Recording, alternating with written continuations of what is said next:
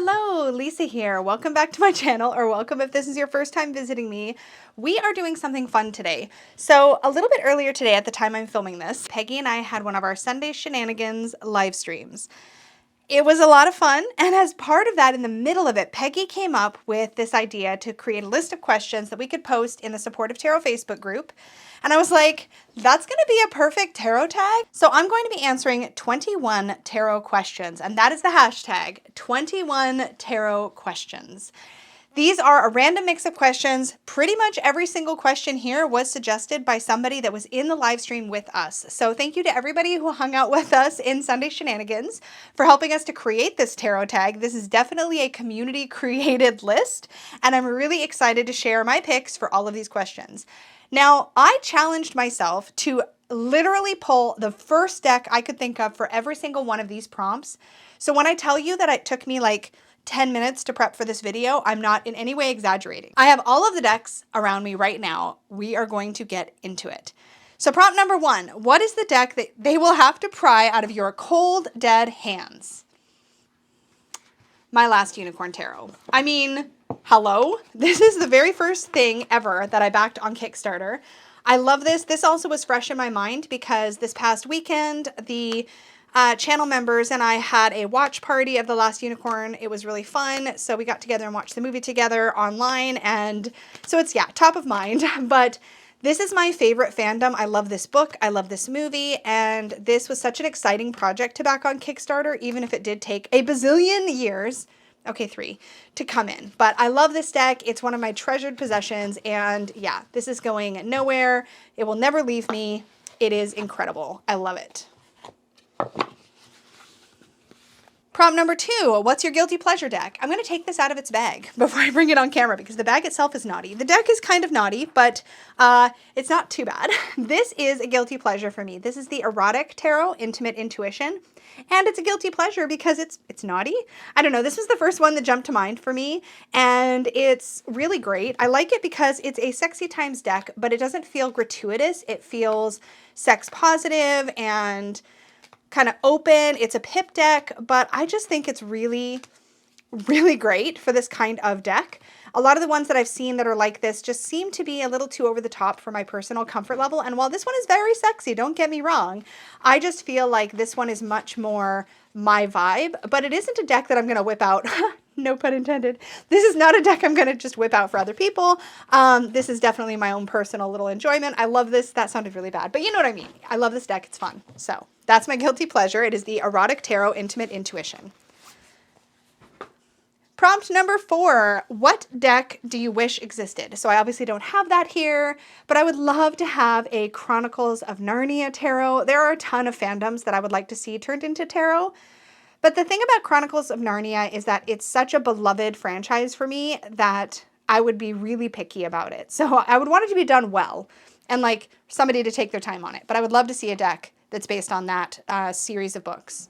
What deck would you give to a new reader? So I recently put up my top 10 decks for beginners, but this is the very first one that came to mind, and it's really the first one that comes to mind for me a lot. It's the Good Karma Tarot. The book for this is just, it's really great. It's well written, it's engaging. I think it's a really easy, good primer for somebody new to tarot. Really well done. And the deck itself is modern, it's relatable, it's colorful, it's approachable. So yeah, I think this would be an excellent just gift. It's also mass market, so it's affordable. Like, it just ticks all the boxes for me, and I really like it. I would definitely hand this over to a newbie without a single hesitation. That is the Good Karma Tarot. Okay, prompt number 5. What deck do you want to get along with, but it just never clicked? I'm so sad about this. And I keep waiting to see if it's going to click because I want to love this deck so much. And in theory, I love the look of it. It's the Ocean Dreams Oracle by Danielle Noel. It's so pretty. It's like the packaging is pretty. The art is pretty. The cards are pretty. It's really pretty. But it's so starseedy, and I just, like Atlantean Dream, I don't know. I keep holding on to it. I don't know if I'll be able to let it go, to be honest. I don't know. I think I have to find a kind of reading I can do with this or something. It's not hitting. but it was pretty pricey, and it's really beautiful. Production quality is beautiful. The cards are beautiful. I love it, but it's not clicking. So this fit beautifully into this category for sure. That is the Ocean Dreams Oracle by Danielle Noel. Prompt number 6. What deck do you only keep for the art? My Corte de Tarocchi. I really don't read with this. I've tried a few times. It's fine to read with. It's not that it reads badly. But for some reason, this is an experiential deck. I wouldn't even say I keep it just for the deck. I keep it for the cardstock. I keep it for the shape. This entire deck is just an experience, and I tried to like put it in my purgatory drawer, and I did actually put it in my purgatory drawer for a long time, but I just pulled it out because I just love having it. It's one of those things, and you know, I don't think there's anything wrong with keeping a deck just to have it or anything like that. It's just that for me, that tends to sometimes not feel great. But for this one, I'm good with it. I just had to kind of come around to a place where I could be good with it. But this is a Tarocco Studios deck. It's really quirky and colorful and fun, but it feels really old, and yeah, you know, this is the deck that when I get it out, I literally feel as though I've been like, I don't know, not play acting. I don't know what the right word is, but I just like it, okay? I just like it. I keep it because it's cool. La Corte de Tarocchi. Prompt number 7. What deck did you buy because everyone else did? I cannot be alone in this. The Wild Unknown. Now, this is a pocket edition. I've had 2 different times I've had the full-size version of this deck, but I've settled on just keeping this little pocket in a tin because it's so stinking cute. I don't regret getting this because everybody else did. And in fact, the Wild Unknown is how I found my way into TarotTube, because I had been on a bit of a break from tarot. It had been years and years of the same decks over and over and over again. And when this deck came out, it just changed the game. Bottom line, it changed everything. And I think it really just shifted our perceptions about tarot, and it opened us up into new things. And I think that's super special. I still do read with this on occasion. It's not one that I reach for a lot. But the fact that this is minimalist, the fact that it had these splashes of color, the art style being so different from everything else we'd seen, I mean, yeah, but this was definitely a trend for a hot minute, and I definitely bought it because everybody else was buying it, and I wanted to know what the fuss was about. Like, what is this? It just really, it excited me, and it piqued my curiosity, and I'm still grateful to have one of these in my collection. Prompt number 8. What deck is over your head or just baffles you? The Nostradamus Tarot. I will actually link a hilarious walkthrough that Peggy and I did together of the Nostradamus Tarot up in the cards for you. Oh my gosh. This deck, I did not get it. I did not get it, and it was like laughable to me. By halfway through the walkthrough, I was so over it. But that is the Nostradamus Tarot, just over my head completely. Not at all my style. What deck surprised you is prompt number 9, and for that, I have the Deviant Moon Tarot. Now, this deck, I vocally talked. I mean, you've probably heard the story before if you've been watching me for a while, but I vocally talked about how dark and creepy and weird I thought this deck was. There was never a chance that I was going to own it, or so I thought. And then one day I was at a bookstore and they had a copy of this, like a test copy, and I picked it up and I held it in my hand and I was like, what is going on? Because I found myself really attracted to it and I didn't know why. So I was like, you know what? It's mass market. It's like $25 or whatever it was. I'm going to just bring it home and play with it. And oh my gosh, it knocked my socks off. The way that this deck reads, this was a big shocker. This is definitely my biggest like tarot shocker I think I've ever experienced. So this one came right to mind for this prompt. That is the Deviant Moon Tarot. Okay, what deck, so prompt number 10, what deck doesn't really work for you, but you keep it because it's a collectible? And I haven't decided if I'm going to keep this forever. I can't seem to let this one go. And I think the same is true of the Bohemian Gothic, kind of, but I don't know. I pre-ordered the new Bohemian Gothic. So like, I don't know. Make it make sense. I have no idea. I don't think this is a deck that I want to keep, but like, I can't seem to let it go either. So I don't know. It's pretty. It's shiny and it's flashy. And I know it's a collectible, so it's one of those things that I don't think I'll be able to get it later if I change my mind, not without spending an exorbitant amount of money. So I think for now I've just decided, you know what, I'm fine. I'm just going to keep it. It's a collectible. I'm going to keep it. I'm not keeping it for the purposes of like I don't know how to describe it. I'm not keeping it because I guess I'm kind of keeping it because it's a collectible. I'm keeping it because I don't want to regret not keeping it. And I just feel like this could be one that gets away if I let it go too hastily. But it's kind of growing on me. Like every time I pull it out, I'm like, this is really cool. I like the take on this card or that card. I don't know. So yeah, I'm ambivalent about using it as a deck, but I mean, it has this really nice box. It looks nice on my shelf. I mean, so yeah, I think it fits the category just fine. Prompt number 11, what deck is your favorite Gilded deck? The Tildwick Tarot First Edition. I cannot tell you what it is. And in fact, when I read this question, I was like, this is an interesting question. I don't know if I've ever thought about which one's my favorite Gilded deck, but there's something about this gilding. You know, when people talk about, and maybe it's wait, let me see. Maybe it's a combination of the fact that this is kind of glossy with the gilding or something. Maybe it's because it's a first edition. Maybe it's because I purchased this deck at a tarot conference and I purchased it. It was at somebody's booth. And oh my gosh, this just gives me the chills. But the vendor that I purchased it from ran a booth called, I believe, Tarot Collectibles or Tarot Collectibles, I think. And the creator of this deck had actually passed away a few months before I went to this tarot conference. And when I saw a copy of this, I was like, you know what? I need to pick this up. And so I picked it up.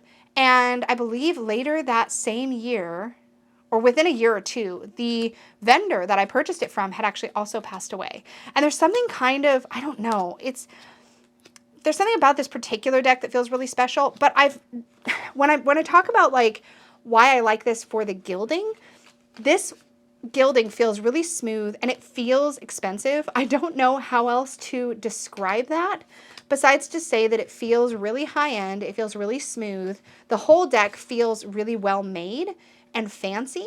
And again, I don't know how much of that is psychosomatic or psychological because of how this came into my possession, or if it's the nature of the Tildwick itself being gilded that makes the magic happen. But this stands out as like gilding I got excited about, or I feel excited about. It's definitely this one. And I don't know. I can't fully answer it, but I guess, you know, this is meant to be like a quick blast question answer thing. So that's my favorite Gilded Tarot. Prompt number 12, which deck do you love but hate the cardstock? I don't know that I hated this cardstock in the beginning, but I've really grown to hate it. And it is the Witch's Wisdom Tarot. This is the tarot by Phyllis Curott with artwork by Danielle Barlow.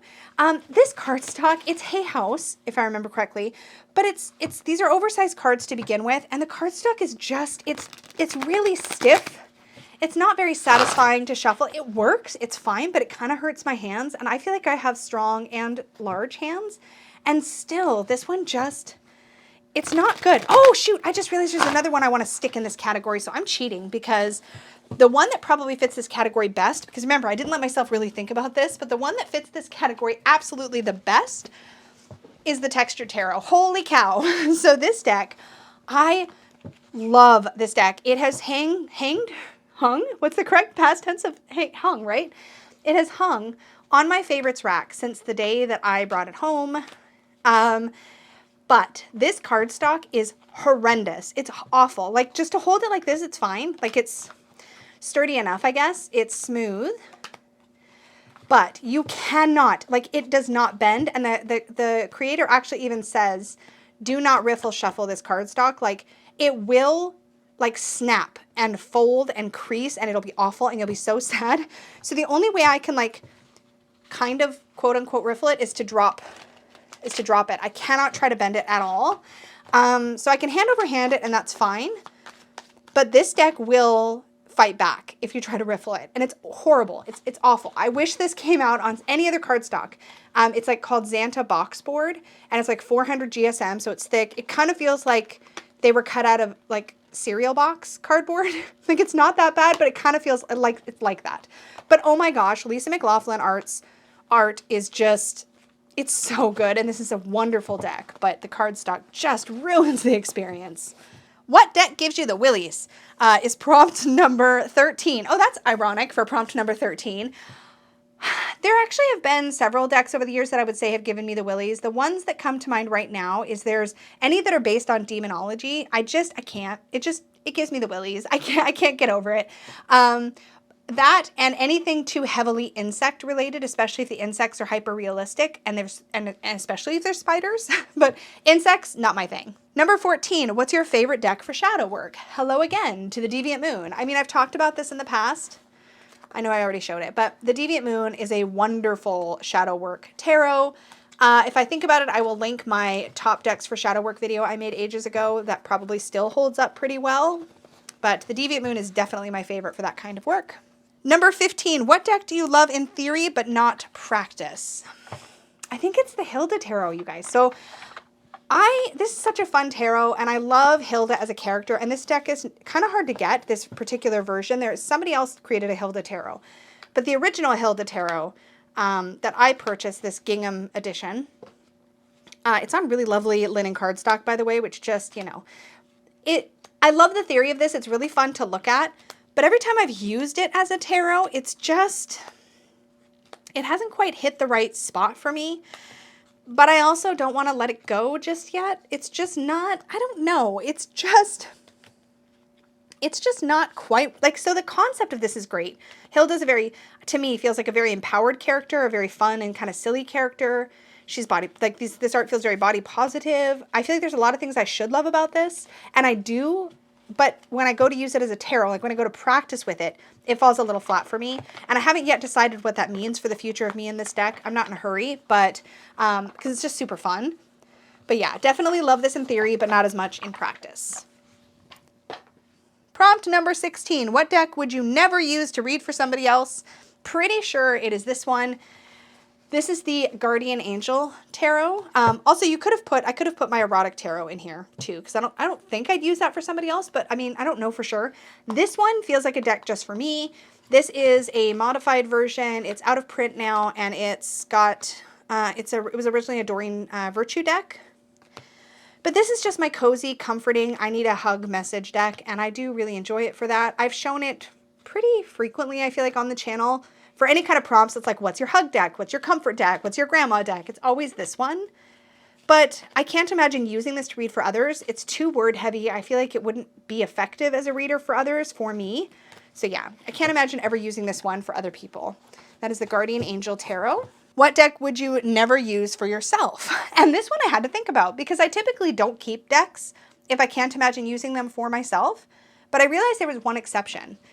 And it's the Runic Odyssey. Now, when I work with runes for myself, I typically will work with the actual runes. I don't really use rune cards for myself. But this little oracle deck is so great for clients, for working with clients, for pulling sort of a big theme or message while I'm doing a client reading. It's really served me well in that capacity, so I've realized that I don't use this for myself. I only use it for others. So I was pretty surprised I even had a deck in this category, but I did. So that is the Runic Odyssey Oracle. And it's a deck of runes and moon phases. Prompt number 18. What deck could you not bring yourself to buy? I make regular anti-hauls here on the channel, and I actually have one coming out soon. But I can tell you this. I have yet not been able to bring myself to buy any out of print or otherwise deck that would cost me, hopefully I'm not lying, over around $150 US. It's possible I've had some things around that threshold, but because everything converts to Canadian dollars, by the time you convert that to Canadian and then add shipping, that's like 200 plus Canadian. Probably, well, really, it's probably like $250 plus. That's a lot. Now, I have spent more than that for tarot tiles, and I might have spent more than that for the Charmcast tarot that's a metal. But an actual deck of cards, I don't think I could ever bring myself to spend that much. It doesn't mean, I mean, never say never. Definitely not judging. It's just, it's really hard for me to stick the crowbar in my wallet that far, if you know what I'm saying. So far, haven't been able to bring myself to do that. I've definitely kept my eyes out for out of print decks, but when they go for those kind of prices, I kind of have to give it a pass. What's your favorite pip deck? The White Sage Tarot. I have two different copies of this, so I was able to snag this full-size copy. This original indie edition is out of print, but I also have the US Games Tarot in a tin-sized version. I love this deck. As a pip deck, it gives me so much to work with because there's these chakra colors that are used with intention throughout the deck. that when I'm reading this, like Six of Cups, I have Six of Cups, but I also have this third eye chakra to work with. Here I have the Three of Cups, but I also have the throat chakra. Here I have the Four of Swords and the sacral chakra. I love having that extra layer. It just gives me so much to work with. And I use this a lot, actually. Well, any version of this, I use a lot. I haven't really put this full-size version too much.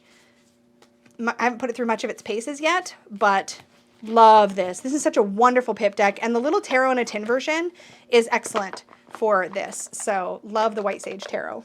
What deck slaps you with the truth? Oh, hello again, Deviant Moon Tarot, showing up in the third category, this questionnaire. The Deviant Moon does not, I don't know why I'm showing it to you again. I've already shown it to you. It does not, it does not pull any punches. This deck will hand it to you. It will give it to you straight.